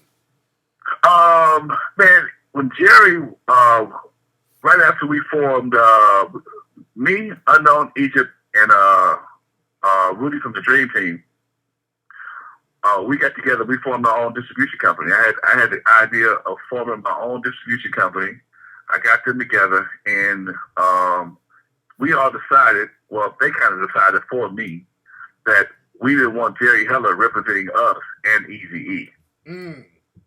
So we called a meeting with him and gave him an ultimatum, and he chose. Although he tried to stay with us, in every depiction that he had. I guess he thought nobody else had no sense to write a book. But in every depiction that he has, he met Easy on a Tuesday, and Wednesday he dropped everybody. No, didn't go like that. We called him on the carpet and told him, either you gonna deal with us or you gonna deal with them. And I was at the meeting, but my hands were kind of tied because I had hooked up the whole thing with Jerry Easy and Dre them. Everybody was kind of from my camp. Everybody was from my camp. I made the connection with Jerry and Easy, but I'm also with my folks over here at West Coast Record Distributors, a company that I created, okay? And although I understood where they were coming from, I didn't really say anything because, again, I had a conflict of interest there. Yeah. You follow what I'm saying? Yeah. So when they gave Jerry the ultimatum, I was still signed to him, and although he kind of transferred the responsibilities of Wrecking Crew over to one of his other managers, brother named Adrian Gregory, who also managed Digital Underground and Tupac, which I thought was a good move for all of us. But by that, shortly after that, I stopped recording. It just stopped being fun. I stopped touring. I stopped recording, and it stopped being fun for me. Yeah. Because I heard about that meeting. It was at some kind of Italian restaurant or something, wasn't it? Yeah, it was at Martoni's up in Hollywood. Yeah. And it's like, you have to see this place, man. It's like it was gone now, but it was like a like a scene out of Godfather. You know, you go in this restaurant, you got this room in the back, and allegedly some of the biggest deals in Hollywood was made in this room back here. And Lisa, Egyptian lover's girl, always liked to have a meeting in this room. I did too, because, you know, everybody like that gangster stuff, you know. So we called Jerry on, called him in the room, you know, big table in the middle, and you know, it was just like a scene out of The Godfather. And the way the way Jerry made it seem, he said basically he called all of y'all to a meeting and said, "Hey, look, I ain't working with y'all no more. I'm just going to be representing Easy." That's how he said it. Bullshit.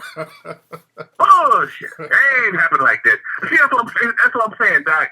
You know, and that's why I wrote my book, because as I sit here and I look and I watch and I listen, my role in this West Coast game is being diminished down to me being a DJ, a break dancer, and I, at the risk of sounding cocky, and I hate sometimes you don't play your own whistle, it won't get heard. But if it wasn't for me, none of this stuff happened. Yeah. Okay, I'm officially the Forrest Gump of West Coast. Okay. I am officially the Forrest Gump of West Coast. Ain't much happened on the West Coast. Especially in the early years, I didn't have my hand in or wasn't solely responsible for. Yeah, but hey, man, Okay. look, if people look at the early records and just look at the early hits, your name is all over the place, man. That's absolutely Pretty much, true. Yeah. You know, when the LA Dream Team did Rockberry, they came to do those and ask permission. You know, hey, man, we want to use your name on the record. Go right ahead, man. You know, and people that know me, I'm an easygoing cat. Okay, so it's easy for people to get to me, and if I process it in my brain and it makes sense, I'll roll with it. Yeah. Okay, and it's not hard. I can see the good in most situations. If I see enough good in a situation, I'll roll with it. And even sometimes I may even, you know, I'll try something that it may go against my own personal beliefs, but you know, I'll be giving it a shot. And I've never not been a visionary. Yeah. I never really was into the gangster rap. I was keeping it real, 110%. Yeah. Because for me, an old school Catholic school kid, okay, with a daughter at that time who was 11 years old, talking about bitches and hoes, didn't work for me. Right. Okay. You know, I'm a kid from the 60s and 70s. I remember the first riot. I remember the Watch riot. I remember Martin Luther King getting killed. I remember the Black Panthers and wanting to be one. So certain things just didn't work for me. And you know, more power to you, but it ain't for Lonzo. Now you mentioned breaking and breakdancing earlier. Now, were you around when they were doing the first breaking movie?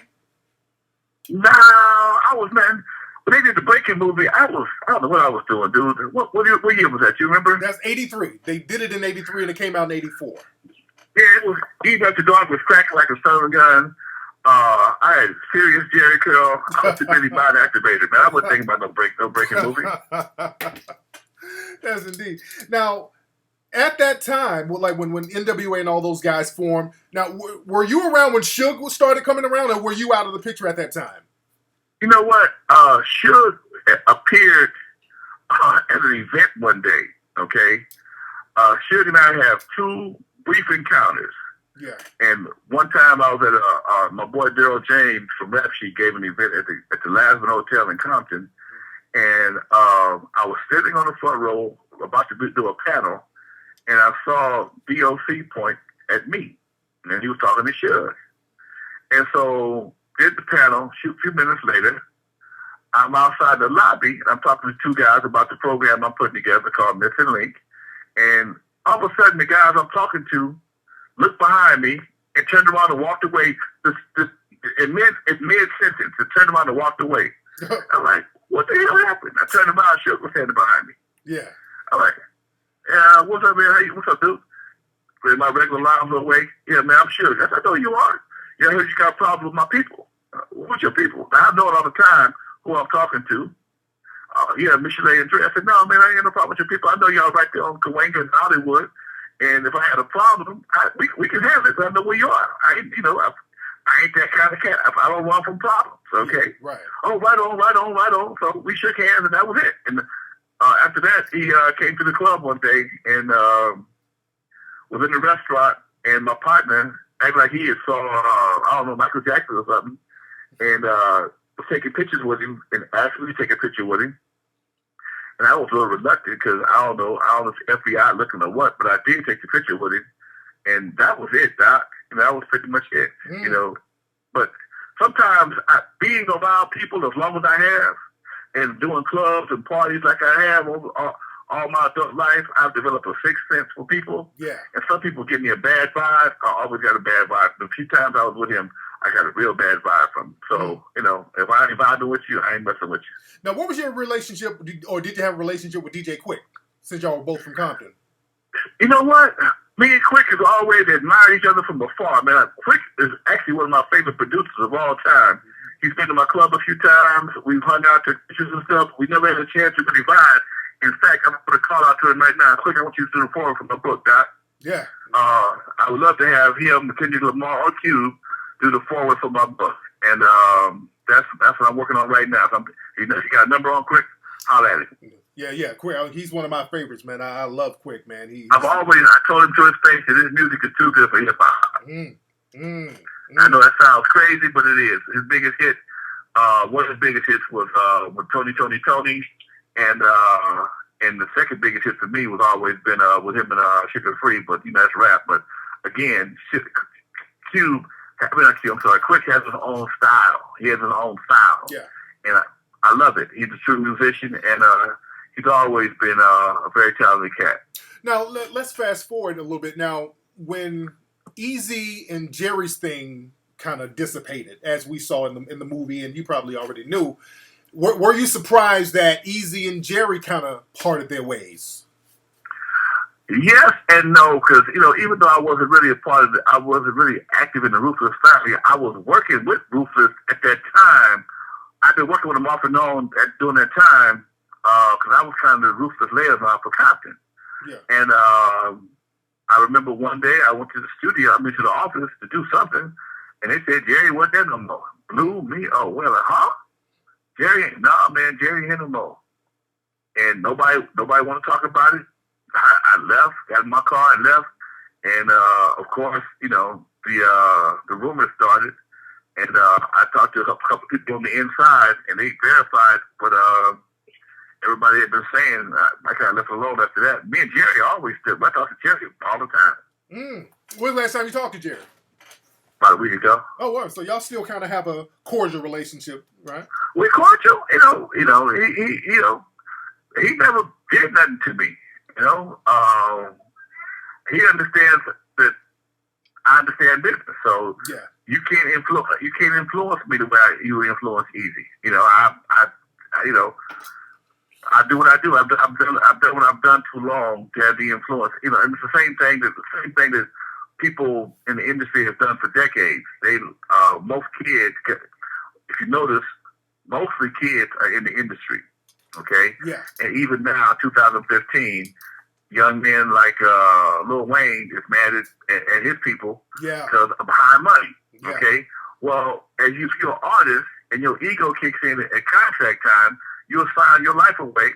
And what most cats don't understand is more robberies are committed with paper than they ever have been with lead. Yeah. Oh yeah.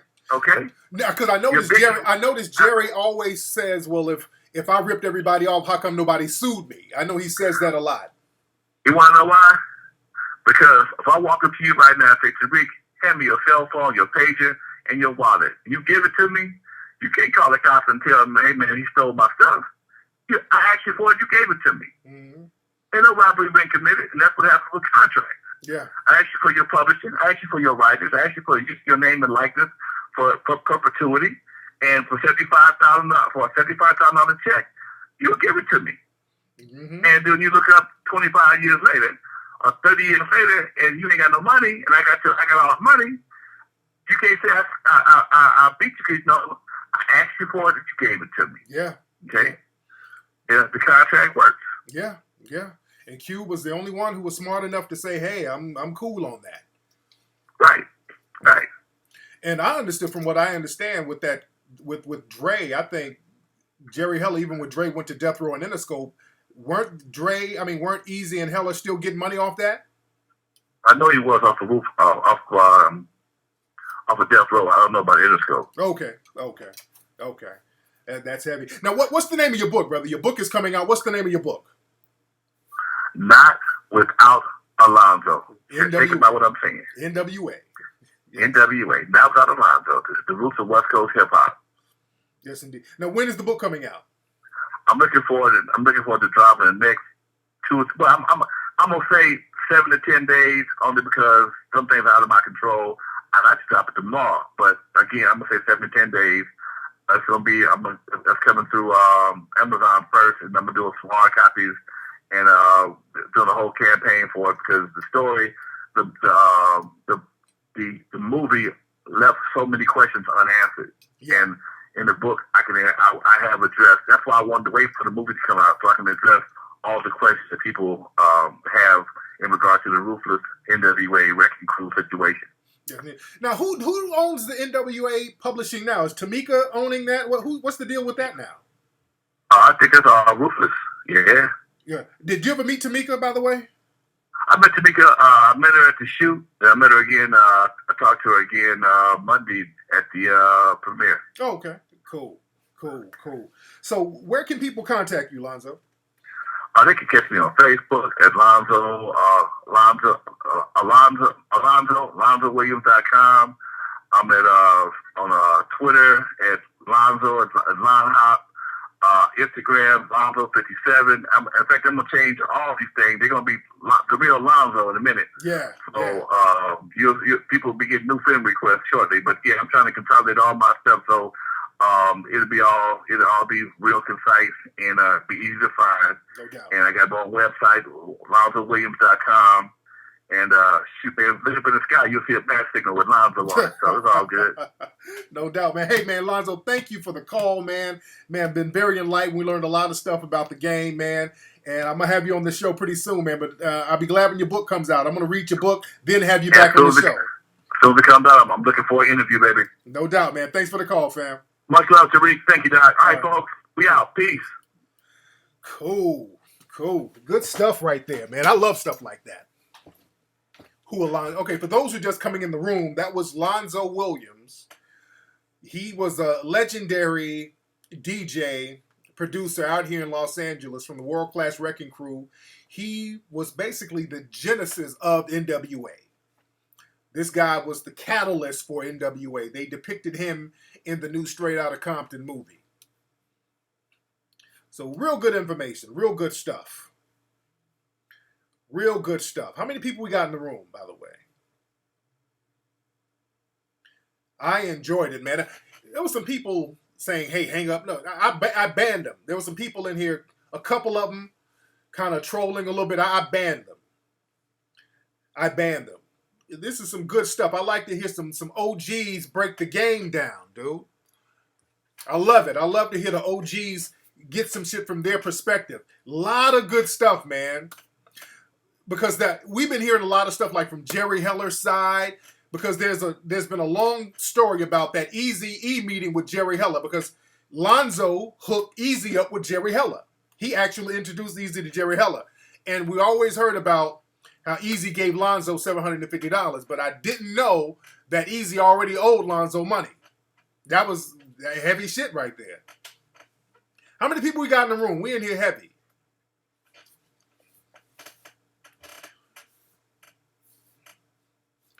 Good stuff, man. Yes, indeed. I love that behind the scenes stuff. So when y'all go see the movie, y'all can listen to this interview and put in the pieces together. Yeah, they were trying to mess up the vibe, man. And Lonzo's an old school player. That's an old school hustler / player. So I just like vibing with the players. I just like sitting down chopping it up with the players like players do. Next song. Yeah, I might have to get the Egyptian Lover, because I'm a big fan of his too, man.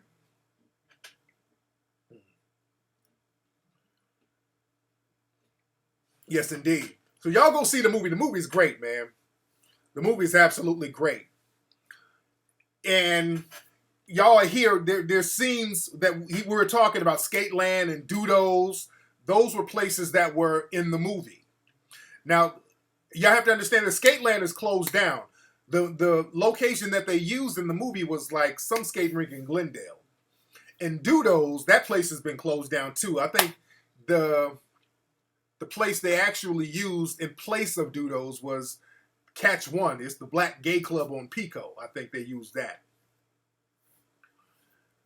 So I just like a lot of history shit, especially when it's about LA shit.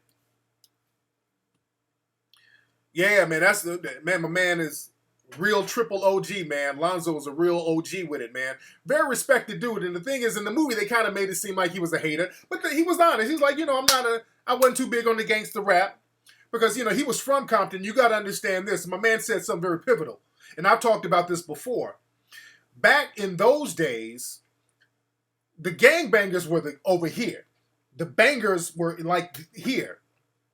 Most people were afraid of the gangbangers. I talked about that many times.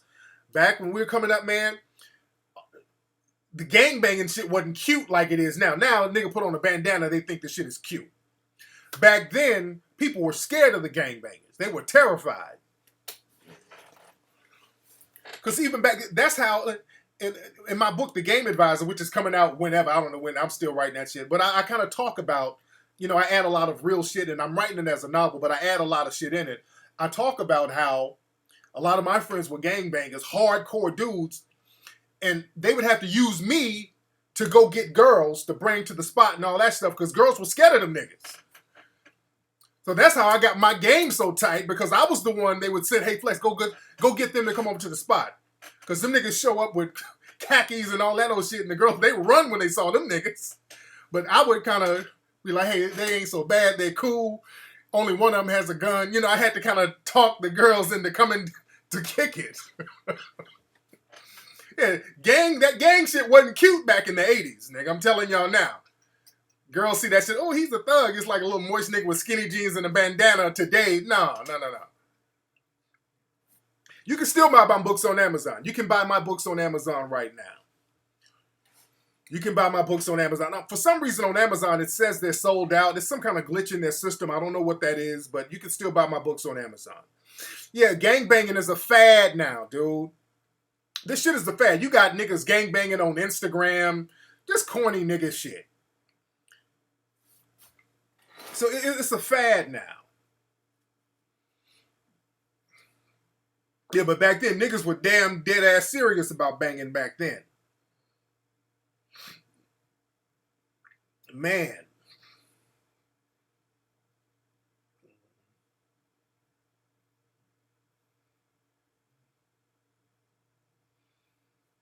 What's up, Dirk? You said, Tariq, you're an old nigga. Nigga, I'm 3 years younger than your mom, though, nigga. I'm 3 years younger than your decrepit mom.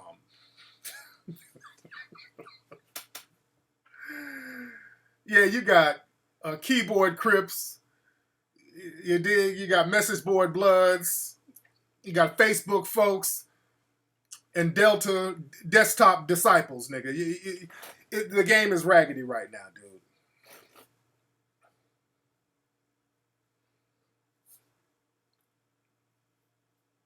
Hey, what's up, B. Clark? What's going on, fam?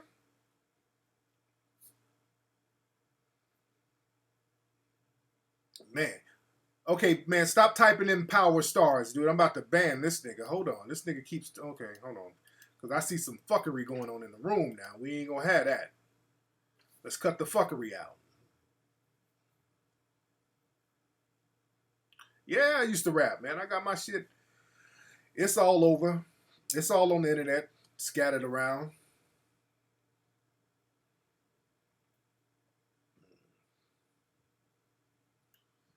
Man, we are in here heavy. None of my books are audio books, though. What's up, sweetheart? What's up? What your brothers up there doing? I don't know. You don't know. What's TJ doing? I don't know. Where are they? I don't know. They'll be there somewhere. Did you just walk past and didn't see nobody in the house? No, I was in my room. That's my baby. That's my big girl. Looking beautiful. Thanks. What happened with you and Lamont? Oh, Mark Lamont Hill. We're cool. I'm not tripping on Mark Lamont Hill. We're cool. They did like a little something on his show, and they had a picture of me in the background, and people were kind of questioning it, and I'm like, okay, I wanted to know what was up, and he kind of acted like he didn't know what was going on. It was it's the producers. I didn't know it was that type of thing. I would like to interview Ice-T. I would like to interview Ice-T too. I like to chop it up with Ice. And truth be told, they should do a movie on Ice, man. They really should. I think that would be a very interesting story because this movie, Straight Outta Compton, man, this movie made like $60 million the first weekend. So this movie is killing the game. So I'm pretty sure they're going to want to do more rap documentaries, not rap documentaries, but more biopics. But yes, my daughter is beautiful. Thank you. Somebody said I look like Floyd Mayweather kid. No, I don't. No, oh, they're just trolling. But I think they should do Ice-T's movie. His story is amazing, man. My man lost both of his parents, was adopted by relatives. His story is amazing, man. I think that would be a very good story to put on film.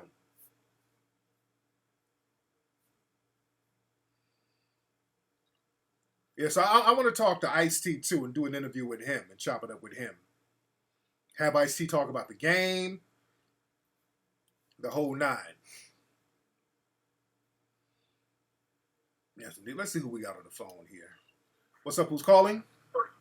What up, Tariq? It's Bryson from Illinois Nation. Hey, man, what's up, Bryce? What's going on with you, fam? Hey, quick question. Go ahead. Would you say that the West Coast is basically saving the game of hip hop right now? With all the new artists and just everything, the new album. Saving hip hop, I don't know, because again, it just depends on who the record labels choose to put money behind. To be honest, unfortunately, it goes through them. They choose who they're going to put their paper behind, because there's some good guys on the East Coast too. There's some hot dudes out there in the South, man. So it just really depends. It just because there's a lot of stuff in the South I love, like Migos. I like Migos. I like them. I like Troy Ave out of New York. So there's a lot of hot stuff that's out there. So it's all working together. But the West Coast is just, a lot of our artists are kind of hot right now, so it just kind of goes in waves. You feel me? Okay. Yes, it gotcha. is. Thanks for the call, Bryce. No problem. How many people are tuned into your Ustream right now? I think like 1,200. Mm-hmm. Yeah, Kendrick is tight. Let's see who this is. A lot of Georgia people. What's up? Who's calling? Wait, what's going on, man? What's up? Who is this? Hey, this is Bill from Oklahoma. All right. Hey, I have a quick question. Can you give us your insight or a little history behind, kind of like how they juxtapose Public Enemy with NWA? Sometimes it's like good versus evil. Can you give us the insight about that? Now, okay, explain your question again. How can I juxtapose NWA and Public Enemy? Like, what do you mean? Like, some people say, Public Enemy was they kind of do like a Malcolm versus a Malcolm and Martin, right? And where one is negative, one is positive, one was kind of fighting for justice, and one was just kind of vulgar. For example, NWA. You know what I'm saying? Oh, I feel that. Okay, I'll answer that right now. Thanks for the call. But, at the time when NWA first came out, they were almost talking about the same thing, but just in a different manner. NWA and Public Enemy, we're talking about the same thing from an East Coast perspective and from a West Coast perspective. From the East Coast, a lot of the music just had that boom bap. It's boom bap, boom bap, boom bap. It was real noisy. It represented the East Coast mindset. It represented the more conscious element of the East Coast, because you had more conscious organizations coming out of the East Coast that was more structured. Whereas on the West Coast, we were dealing with it just on a basic street level. As you saw in the movie, we had the Batarams out here, so we were getting attacked on a military level, and we had the gangs out here, so we talked about it from our perspective.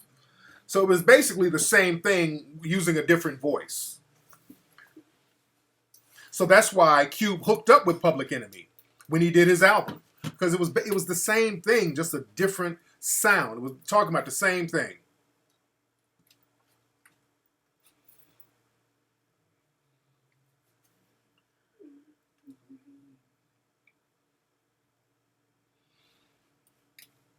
Oh yeah, Ice Cube was very thorough back then.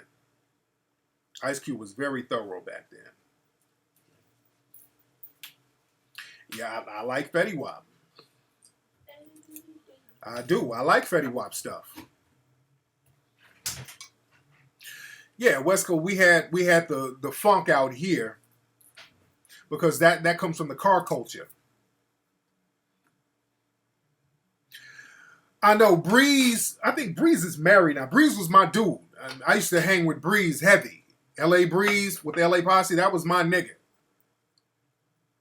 That was my dude. And Breeze was very underrated. Breeze was a very thorough lyricist, man.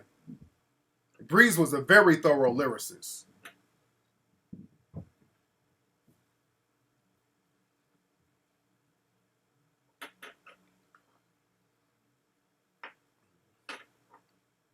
Yeah, but again, if you guys haven't seen the movie, man, you need to go out and see the movie. The movie is great. The Straight Outta Compton movie. You're going to want to see it a few times. I've seen it twice. I'm going to go see it again. I absolutely loved it. And I got to get DJ Quick on the show to interview too. I want to interview Ice-T. I want to interview DJ Quick. I really want to interview Quick. There's a lot of music stuff I want to ask Quick. Y'all hit Quick up on Instagram. Because I've been wanting to get Quick for a long time. There's a lot of musical shit I want to ask Quick, man. Because Quick is very underrated. Yeah, man, I like a lot of the new stuff. I like the new stuff.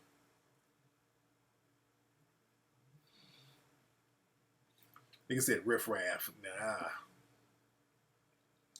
Well, they did a documentary about Nas.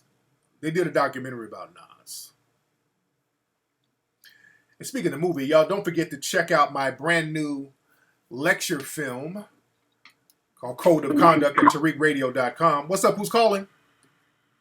Hey, Tariq, this is Kyle from South LA. Hey, Kyle, what's going on, fam? Not much, big dog. I just had a quick question for you because I got this. So for the past year, I would say, I got this little Amazon eBay thing I got cracking. Okay. And what I'm basically finding is that as I've gotten bigger, it's harder for me to keep track of things, and I need to find a way to make some money to put into it. And so I've been applying for these jobs, but when I get into these interviews with like Indians and these Arabs and whoever, it's like, all right, I kind of get the vibe like they just like, all right, this nigga, I don't know if I really want to put him up on game. So what's your advice for like finding an entrepreneur, like an internet entrepreneur who's black, who can kind of teach me the ways of the game? Now, what exactly are you trying to learn, bro? Well, basically what I do is I'm trying to learn e-commerce. Okay. So I'll get products at like liquidation prices and sell them on Amazon. And it's going well, but I want to learn how to do it on a bigger level. Okay.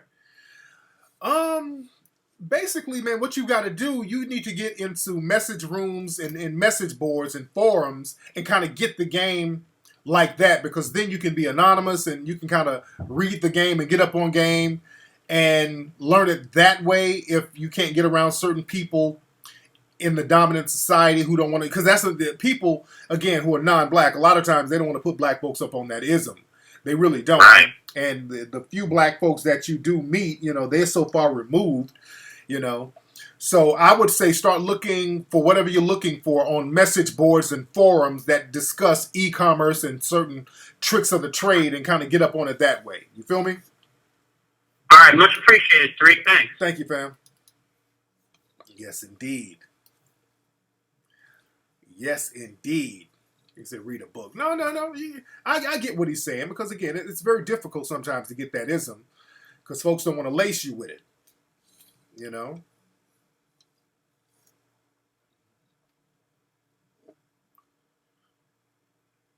For e-commerce. Let's see who we got. What's up? Who's calling? What's up, man? It's D. What's up, D? Where you calling from? Louisiana. All right, what's on your mind, D? I was wondering, like, if we get reparations, like, what's gonna stop, like, white people or people who are classified from white from claiming that they're like 118 black or something like that? Well, if they do give reparations, it has to be qualified. It has to be like, okay, if your parents were classified as African American, it has to be a qualifier there, so then people won't just jump up claiming shit that they are not, just like they did with the Native Americans. They just basically start paying money under the table to be listed as Native Americans. So black folks, we got to get a code of conduct so we can not allow that to happen. But hell, we're still afraid to claim shit or to ask for anything as black folks because, you know, everything we do, we always try to include everybody. We got to be Captain Save 'em for everybody. So we got to get off that bullshit. So exactly. Like I don't want like some Rachel Dolezal shit. Oh yeah. If they gave reparations, it's gonna be Rachel Dolezal's. The braid shops are gonna be backed up. The braid shops and tanning booths are gonna be backed up. All the number 2 Remy weave is gonna be bought out of Sally's Beauty Supply. All the nigga shit. They're gonna get all of it and start claiming. So we got to be very careful. Start getting into these birth certificates. We're going to have to make people bring in their parents' birth certificates. We got to put grandfather clauses on things. So there's a lot of stuff that we have to do. That's why we got to have think tanks to kind of break all this stuff down. We want to thank you for the call, fam. All right, thank you. No doubt. Yes, indeed. Yes, indeed. Yes, indeed. Yeah, people are gonna be claiming. Then when some money is in, because ain't no benefit in claiming black right now. That's why people run from it. There's absolutely no benefit of it. No benefit whatsoever. But the minute there's value, they're gonna start claiming them black grandmamas then. They're gonna start claiming heavy. Anyway, y'all, let me get up out of here, fam. I'm about to get up out of here in a second. I got stuff to do. What's up? Who's calling? Okay, people hanging up now. Anyway, let me get up out of here, family. Don't forget, go to TariqRadio.com. Get my brand new lecture video streaming right now. Code of Conduct. You can watch it right now at TariqRadio.com. Don't forget to go to TariqElite.com. Get those flags, those Melanoid Nation flags. MelanoidNation.org. All that good stuff, family. I'm going to holla. All right, fam. Y'all have a good night.